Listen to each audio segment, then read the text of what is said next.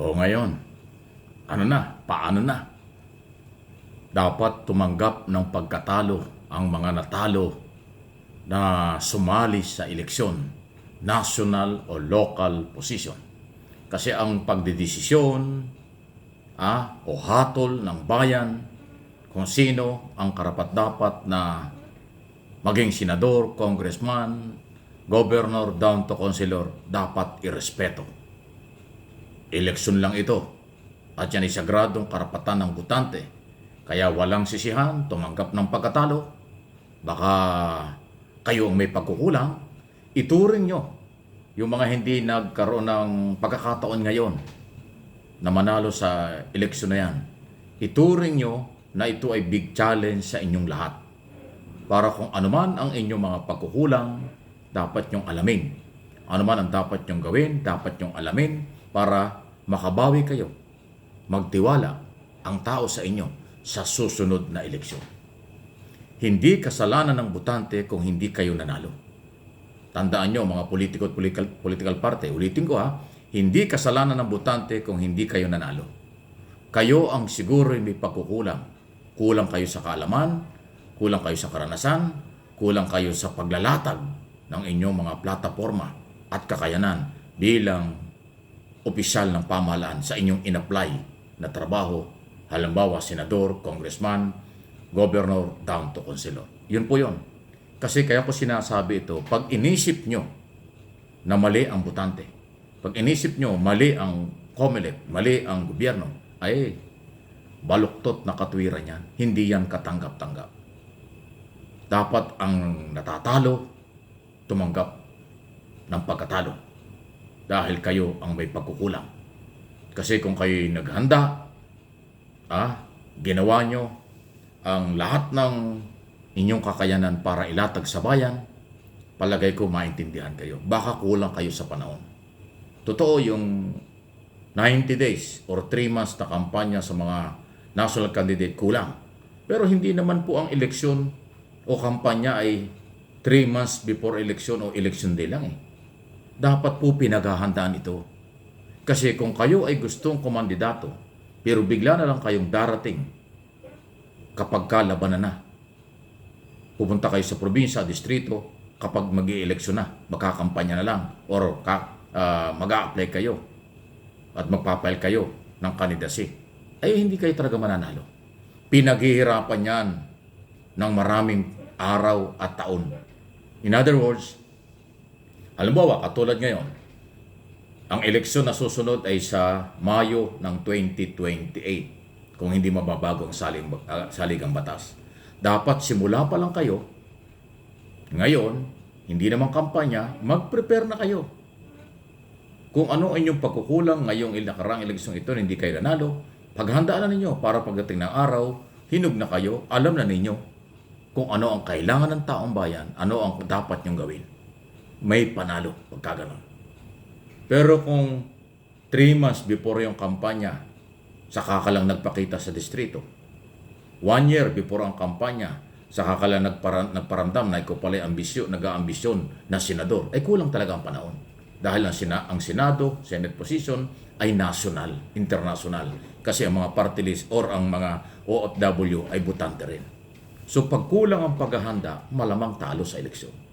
Hindi na nakukuha ngayon ang panalo sa kasikatan at dami ng pera. Dahil ang kailangan ng tao ay yung may kakayanan, may paghahanda, may mga plataforma kung sakaling sila'y manalo. Pag hindi nyo ginawa yan, kahit na tuwing eleksyon tumakbo kayo, negative. Hindi mananalo. So yan po yung aking opinion at analysis sa ganitong sitwasyon. Yung mga congressman o local official, 45 days lang ang kampanya. Pero kung sakalang naman kayo o kaya lang kayo nagpunta sa inyong distrito, sa inyong bayan, city o probinsya, nung panahon na ang eleksyon o magkakampanya na, ay talagang kulang yan ng panahon. Pero katulad na sinabi ko, ngayon pa lang, kung after na nitong eleksyon ito, tapos na ho yan, at kung sa susunod na buwan, ay nagpiprepare na kayo para sa susunod na eleksyon, ng simple, totoo, seryoso, malamang maintindihan kayo ng bayan. Hindi ho nakukuha ng overnight. Hindi rin nakukuha ng biglaan ang suporta ng mamamayan. Iba na kasi ngayon ang botante. Gising na sila. Aware sila. Kung ikaw ay may kakayanan, ikaw ay may katapatan, o ikaw ay talagang dapat pagkatiwalaan. Kailangan makita yon sa mahabang panahon at pag-aaral. Hindi pwede yung 3 months lang nakilala na kayo, iboboto na kayo. 45 days nakilala ka, kandidato ka, mananalo ka na. Imposible. Yung mga angka ng madalas nananalo, kasi naipundar na nung kanilang, halimbawa, magulang, kapatid, naipundar na nila yung pangalan nila at kanilang ginagawa. Kaya kung yung mga biglang kandidato na kailang miyembro ng pamilya, yun kuminsan na nakakalusot na nanalo.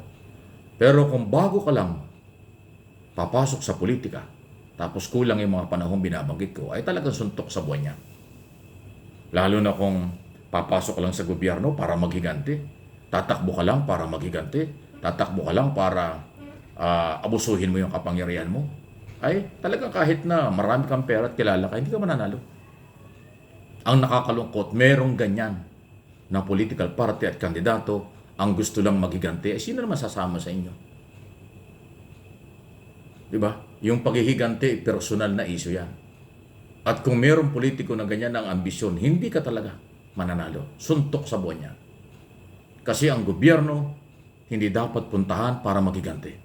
Ang gobyerno at posisyon, hindi dapat ina-applyan para ilagay ka dyan dahil ikaw ay merong sama ng loob, meron kang gustong paghigantihan.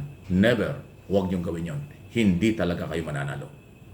Ang pagpunta sa gobyerno, lalo na sa pagdaan sa eleksyon, yan ay sakripisyo, voluntary. Yan po ay malaki at mahirap na trabaho.